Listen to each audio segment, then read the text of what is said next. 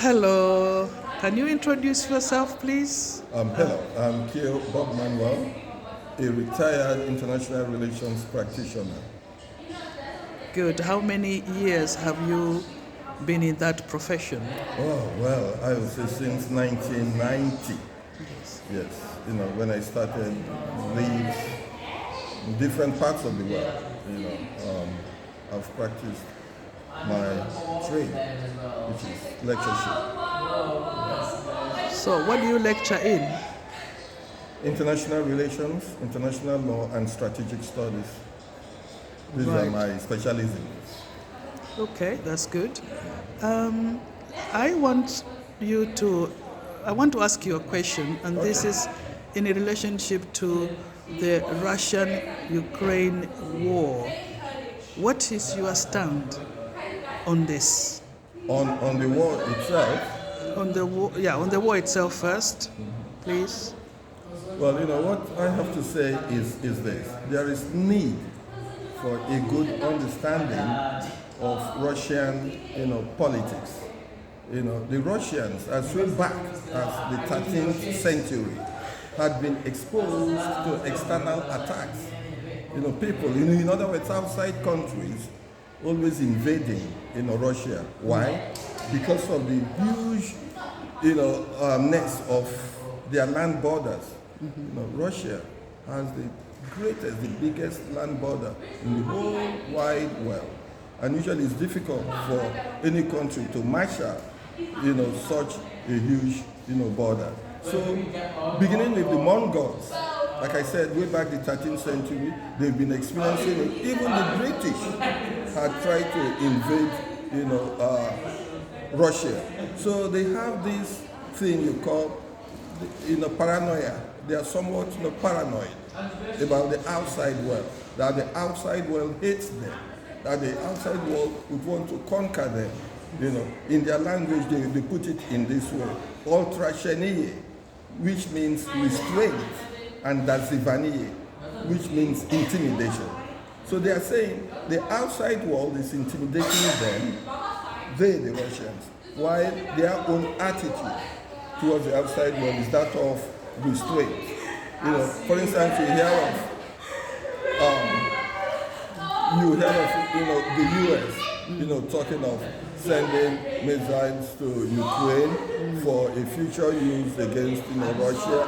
That is intimidation, because we know in the contemporary world, in the sort of world we live in.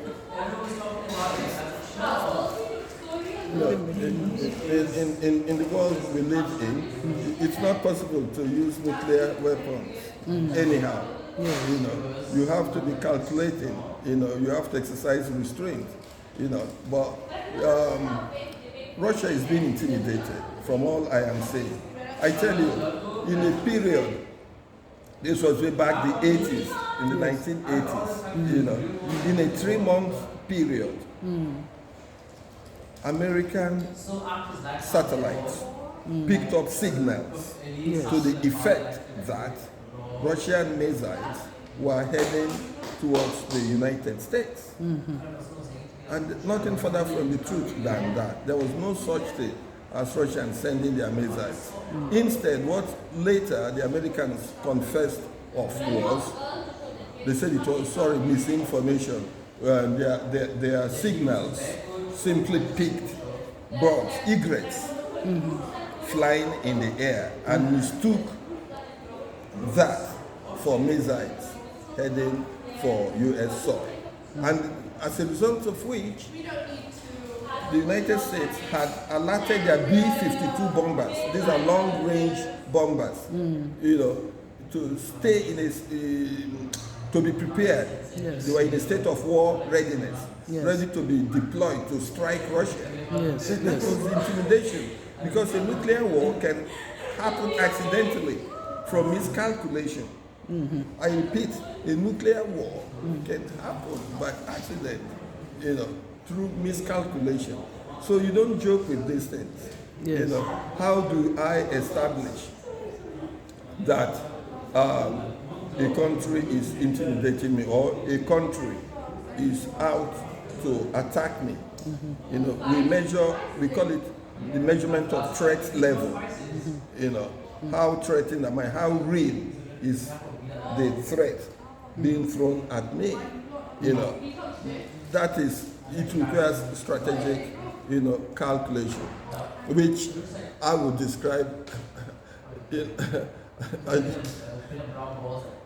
the enemy's estimated hostile intention must be clear. For instance, if the US was to attack Russia, how do we establish that, yeah, this attack is real?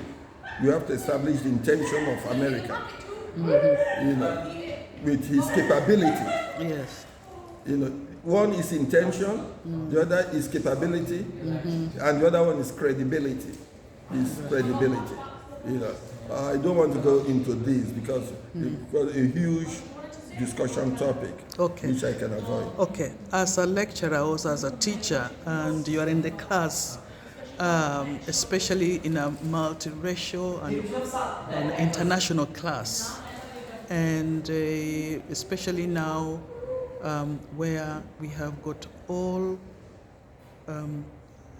many students from different parts of the world, and you might have a view of your own. Either you're supporting Russia or you are supporting Ukraine. How would you put this to these students so that your own view is not instilled into them, because you want to be partial, but how do you get this across to the students so that they don't take it in a biased way, or they don't just go tunnel vision?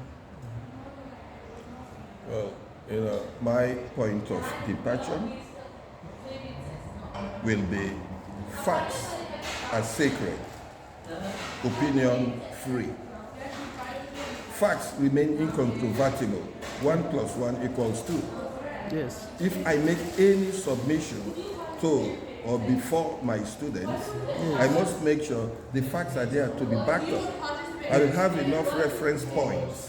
Yes. There will be books, there will be publications to say, check out this author. Yes. You know, check out this newspaper article.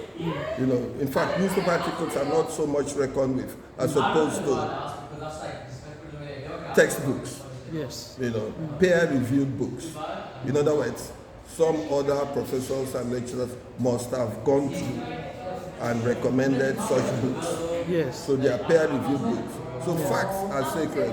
Those facts remain incontrovertible. You know, they've been published by more than one author. Yes. You know, so but anybody is free to their opinion.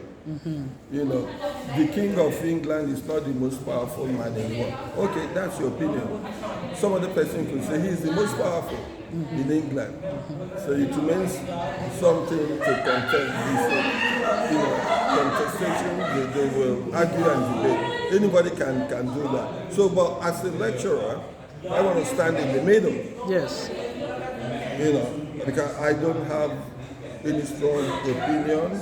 You know, mostly I would want my students I would like to hear what they have to say, you know, and put one and one together. You know, basically that's it. You know. Thank you very much for your good views, and I'm sure the students who are listening to this will be able to take that into consideration and be able to write for their dissertation regarding the Ukraine and Russian war. And thank you very much for that. Thank you very much. Thank you.